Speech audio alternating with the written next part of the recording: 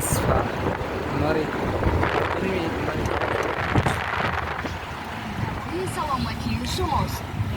من نفهمیدم که در اصفهان ایرپورت داشته است. بود هوای تازه اصفهان خیلی دلنشین است. یک هوای خوبی دارد. باز ما قرار داریم در شهرک، یعنی منطقه را شهرک میگم است. شهرک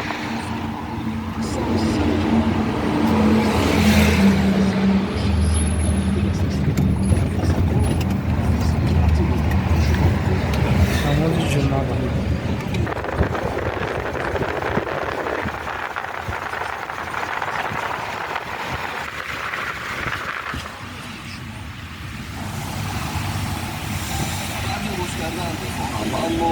بیا میگفتم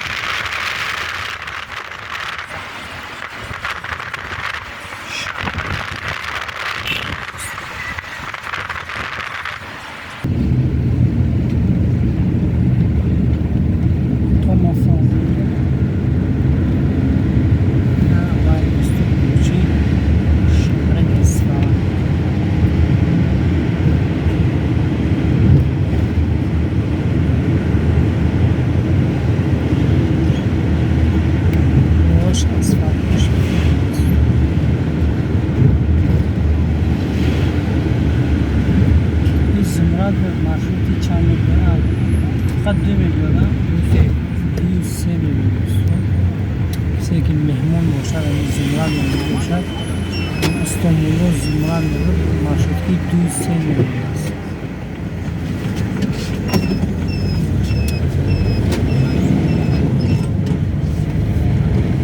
نزدیکترین مسجد باشد مسجد هنر بودیر بوده است همونجا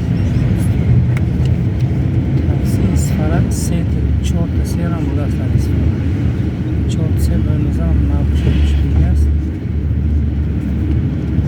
استان نزد برنیسه هم نزد برنیسه اصفهان این مرکز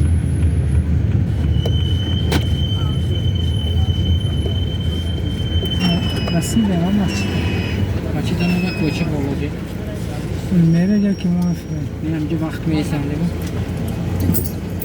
دیگه بیمارخانه مرکزی اصفهان